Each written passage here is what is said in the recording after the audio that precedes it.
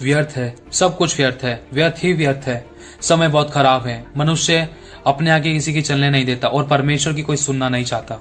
हम कहते हैं कि हम यीशु के चेले हैं, यीशु से प्यार करते हैं, परमेश्वर से प्यार करते हैं, लेकिन नामाफी की भावना हमारे मन में है, पश्चाताप का हृदय हमारा नहीं है, दीनता नम्रता नहीं है, प्रेम भावना नहीं है, माफ करने का हृदय हमारा नहीं है। सिर्फ लेना लेना लेना और अपनी आशीषों और बरकतों के बारे में सोचना, अपने आप को बढ़ाना, कभी किसी के आगे झुकना नहीं मांगते, कभी हम अपने आप को शून्य दिन और नम्र करना नहीं मांगते, सिर्फ बढ़ना बढ़ना और बढ़ना मांगते हैं। हम अपनी नजर में हमेशा अपने आप को अच्छा बनाते हैं और दूसरे के जीवन में हम बुराइयां ढूंढते हैं, दूसरे के जीवन में हम दोष लगाते हैं, दूसरे के जीवन की हम हर एक कमियों को ढूंढते हैं, कमियों को निकालते हैं, लेकिन अपनी ओर कभी हम नहीं देखते, लेकिन अपनी कमी की ओर कभी नहीं देखते, अपनी बुराइयों की ओर, अपने पापों की ओर कभी नहीं देखते, अपनी गलतियों की ओर कभी नहीं देखते। हमेशा दूसरों के अंदर गलती ढूंढते फिरते रहते हैं, दूसरों पर दोष लगाते हैं, दूसरे पर बुराई करते हैं, दूसरे की इज्जत पर कीचड़ उछालते हैं, दूसरे को करेक्ट करते हैं, दूसरे के जीवन में पाप और बुराई को और गलत बातों को ढूंढते हैं, लेकिन कभी अपने आप को नहीं जांचते कभी अपने आप को। वचन कहता है ना बुद्धिमान अपनी बुद्धि पर घमंड करे, ना वीर अपनी वीरता पर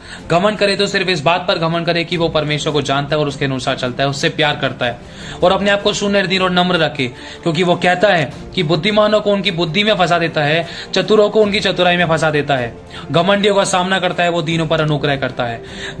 जिसके मन में पश्चाताप का हृदय नहीं है, जो अपने आप को यीशु का चेला कहता है, जो परमेश्वर के वचन के अनुसार जानने की कोशिश करता है या चलने की कोशिश करता है, या अपने आप को ज्यादा ज्ञानवान समझता है या बुद्धिमान समझता है, या बहुत ज्यादा परमेश्वर का ज्ञान रखता है, या बहुत ज्यादा परमेश्वर के विषय में समझ रखता है, या अपने आप को परमेश्वर के आत्मा वचनों से, दीनता नम्रता से, परमेश्वर के फलों से भरा हुआ समझता है, लेकिन अगर पश्चातापी हृदय नहीं है, अगर दीनता नम्रता वाला हृदय नहीं है, अगर माफ करने वाला हृदय नहीं है, अगर प्रेम से सबके गुनाहों को, अपराधों को ढांपने वाला हृदय नहीं है, तो उल्टी गिनती शुरू हो जाती है।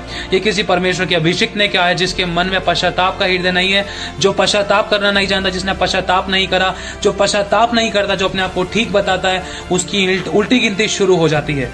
जो माफ करना भूल जाता है और पश्चाताप का हृदय बिल्कुल नहीं रखता, उसकी उल्टी गिनती शुरू हो जाती है, क्योंकि यीशु परमेश्वर है। यीशु ने अपने आप को इतना दीन, शून्य और नम्र कर लिया। उसने क्रूस की मृत्यु भी सहली, वो सही होने के बाद भी लोगों की नजर में बुरा बना, पापी बना, लोगों की नजर में दोषी बना। लोगों ने उसके मुंह पर चांटा मारा, उसने गाली के बदले गाली नहीं दी, उसने थप्पड़ के बदले थप्पड़ नहीं किया, उसने सहा, सही होने के बाद भी उसने सहा। अगर हम यीशु के चेले हैं तो हमें सहना है, हमें क्षमा करना है, माफ करना है, प्रेम करना है। अगर हमें आशीष चाहिए तो हमें अपने शत्रुओं को माफ करना है, किसी पर उंगली नहीं उठानी है। हमें अपने आप को परमेश्वर के वचन से जांचना है कि क्या हम गलत तो नहीं। कौन कहता है कि मैंने कभी पाप नहीं किया? कौन कहता है कि मैंने कभी गलती, गुनाह, अपराध नहीं किया? मैंने कभी किसी का दिल नहीं दुखाया? कौन कहता है कि मैंने कभी गुनाह नहीं किया, मैंने कोई अपराध नहीं किया, मैंने कोई पाप नहीं किया? वचन कहता है कि मूर्खता का विचार करना भी पाप है। हम परमेश्वर से बहुत सारी आशीषों की इच्छा तो रखते हैं, लेकिन माफ करना नहीं जानते। परमेश्वर से चंगाई की घोषणा तो करते हैं, चंगाई की इच्छा तो रखते हैं, लेकिन हमारे अंदर दीनता नम्रता नहीं है। परमेश्वर से बहुत सारी प्रार्थनाएं तो करते हैं, लेकिन हमारे मन में दूसरों के लिए कड़वाहट भरी हुई है। हम यीशु के लिए अपने प्राण देने की बात तो करते हैं, यीशु के लिए जीना चाहते हैं, परमेश्वर के वचन के लिए जीना चाहते हैं, परमेश्वर के लिए बड़े बड़े काम करना चाहते हैं, लेकिन हमने अपने खुद के लोगों के प्राणों को सुखा रखा है। क्योंकि जिनको हम देखते हैं, हमने उनसे प्रेम नहीं किया, तो जिनको हम नहीं देखते तो उनसे कैसे प्रेम करेंगे? जो सबसे बड़ा बनना चाहता है वो सबका सेवक बने। क्या हमारे अंदर सेवक की बात है? क्या हम अपने आप को शून्य दिनों नम्र करते हैं, जैसे यीशु ने किया, अपने चेलों तक के पांव धो दिए? क्या सच में हम यीशु के चेले हैं? हम क्यों झूठ बोलते हैं इस बात के लिए? चार बातें कोई अगर हमें कह देता है या हमारी बुराई कर देता है तो हमारे अंदर आग लग जाती है, विरोध करने वाली भावना निकल आती है और हम अपने आप को सही दिखाने के लिए कुछ भी कर बैठते हैं, दूसरों के आगे चुगली निंदा करते हैं, बुराई करते हैं, पश्चाताप करने की कभी हम कोशिश नहीं करते, कभी दूसरों को माफ करने की कोशिश नहीं करते, हमेशा अपने आप को ठीक दिखाने की कोशिश करते हैं। लेकिन ध्यान रखना, आशीष शैतान भी देता है, चंगा शैतान भी करता है, चमत्कार शैतान भी करता है, लेकिन अनंत जीवन और शांति से भरा हुआ जीवन सिर्फ यीशु देता है। और जब परमेश्वर आशीष देता है तो वो उसके अंदर दुख नहीं मिलाता। कौन कर सकता है अपने रचने वाले से बहस? कौन लड़ सकता है अपने रचने वाले से? कौन बुरा कह सकता है उसको? कौन अपने आप को उसके सामने ठीक दिखा सकता है? वचन कहता है यशायाह 45वां अध्याय 9वीं आयत में, हाय उस पर जो अपने रचने वाले से झगड़ता है, वह तो मिट्टी के ठीकरों में से एक ठीकरा ही है। क्या मिट्टी कुम्हार से कहेगी तू यह क्या करता है? क्या कारीगर का बनाया हुआ कार्य उसके विषय कहेगा? उसके हाथ नहीं है। हाय उस पर जो अपने पिता से कहे तू क्या जन्माता है, और माँ से कहे तू किसकी माता है? कौन ऐसा है जो गुनाह, पाप, अपराध करने के बाद भी, दोष लगाने के बाद भी, हर एक गलती को करने के बाद भी अपनी दृष्टि में भला और पवित्र जान पड़ता है? या अपने आप को पवित्र समझता है। तो परमेश्वर कहता है, आओ अब हम बैठकर वाद विवाद करें। अय्यूब ने कहा, तब अय्यूब ने यहोवा को उत्तर दिया, देख मैं तो तुच्छ हूँ, मैं तुझे क्या उत्तर दूं? मैं अपनी उंगली दांत तले दबाता हूँ। एक बार तो मैं कह चुका हूँ परंतु अब कुछ ना कहूंगा। हाँ, 2 बार भी मैं कह चुका हूँ परंतु अब कुछ और आगे ना बढ़ूंगा।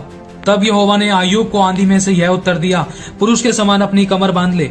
मैं तुझसे प्रश्न करता हूँ और तू मुझे बता, क्या तू मेरा न्याय भी व्यर्थ ठहराएगा? क्या तू आप निर्दोष ठहरने की मनसा से मुझको दोषी ठहराएगा? क्या तेरा बाहुबल परमेश्वर के तुल्य है? क्या तू उसकी सी बोली से गरज सकता है? बस इतना कहूंगा, अगर हमें अच्छा भलाई वाला चंगाई छुटकारा, दीनता, नम्रता, सुख, चैन, विश्राम, शालम और शांति वाला जीवन जीना है, परमेश्वर को प्रसन्न करते रहना है, तो हमारा पश्चातापी हृदय होना जरूरी है, माफ करना जरूरी है, आगे बढ़ना जरूरी है, दीनता, नम्रता रखना जरूरी है। क्योंकि लिखा है, अगर मैं पहाड़ों को भी हटा दूं या अपने देह जलने के लिए दे दूं या अपना सारा सोना चांदी बेच दूं और पहाड़ों को भी हटा दूं, बड़े आश्चर्य कर्म कर लूं, मुर्दों को भी जिला दूं, बीमारों को चंगा कर दूं, अगर मैं प्रेम ना रखूं तो मैं ठनठनाता हुआ पीतल और झंझनाती हुई झांझ हूं, कुछ भी नहीं हूं मैं, क्योंकि परमेश्वर प्रेम है। और लिखा है, प्रभु कहता है कि सारे हे प्रभु कहने वाले स्वर्ग के राज्य के वारिस ना होंगे। बस अपने आप को शून्य, दीन और नम्र कर दो। अगर तुम सही भी हो तो भी अपने आप को दीन कर दो, सच्चे न्याय के हाथों में अपने आप को सौंप दो। वो सही समय आने पर तुम्हें उठाएगा और तुम्हें खड़ा करेगा, सदा के घमंड का कारण ठहराएगा और तुम्हारी महिमा भी खुद करेगा, क्योंकि उसने अपने पुत्र की महिमा की है। क्योंकि लिखा है, अधर्म का भेद अब भी कार्य करता है। उस अधर्मी का आना शैतान के कार्य के अनुसार सब प्रकार की झूठी सामर्थ और चिन्ह और अद्भुत काम के साथ होगा, और नाश होने वालों के लिए अधर्म के सब प्रकार के धोखे के साथ होगा, क्योंकि उन्होंने सत्य के प्रेम को नहीं पहचाना और सत्य से प्रेम नहीं किया जिससे उनका उद्धार होता। इसी कारण परमेश्वर उनमें एक भटका देने वाली सामर्थ को भेजेगा कि वे झूठ की प्रतीति करें, ताकि जितने लोग सत्य की प्रतीति नहीं करते वरन अधर्म से प्रसन्न होते हैं, वे सब दंड पाएं। और शैतान यही चाहता है। ये मसीह विरोधी का आत्मा सबसे पहले खुद के जीवन में और उसके बाद घर में, फिर उसके बाद कलीसिया में ये जड़ पकड़ता है। इस बात को समझने की कोशिश करो। परमेश्वर का आत्मा आपको ज्ञान और प्रकाश का आत्मा दे। ये आपको ही आपके विरोध में कर देता है, और ये आपके परिवार को आपके विरोध में कर देता है, या आपको आपके परिवार के विरोध में कर देता है, या आपको आपकी कलीसिया को आपस में एक दूसरे के विरोध में कर देता है। ये वही एक दुष्ट आत्मा है, ये वही मसीह विरोधी का आत्मा है जो नष्ट करना चाहता है। बस एक इस बात को ध्यान रखना, आपके पीछे बहुत से ऐसे लोग हैं जो यीशु पर विश्वास करते हैं, और शैतान नहीं चाहता कि आप चर्च में रुके। शैतान आपको भटकाना और भरमाना और दूर करना चाहता है परमेश्वर के वचन से। और एक बात का और ध्यान रखना कि शैतान जड़ पकड़ता है, पेड़ अपने आप ही हिल जाएगा और उस पे लगे हुए फल भी अपने आप हिल जाएंगे और फिर पनपने नहीं पाएंगे। इस बात का ध्यान रखना। आपके पीछे जो बहुत सारे लोग हैं जो आपके द्वारा मसीह में आए हैं, जो आपके द्वारा विश्वास करते हैं, चाहे आप खुद हो, शैतान आपको हिलाने ना पाए। परमेश्वर आपसे बहुत क्या प्यार करता है, वो आपके साथ है। सिर्फ उसी की ओर ताको। खुदा का आत्मा आपकी मदद करे। प्रभु आपको आशीष दे, आपको ज्ञान और प्रकाश का आत्मा दे, आपको बुद्धि और आत्मा से परिपूर्ण करे, और आपको शैतान की चालों को समझने का अनुग्रह दे, ताकि आप शैतान को कुचले और परमेश्वर के दाहिने ओर बैठे। प्रभु आपको आशीष दे।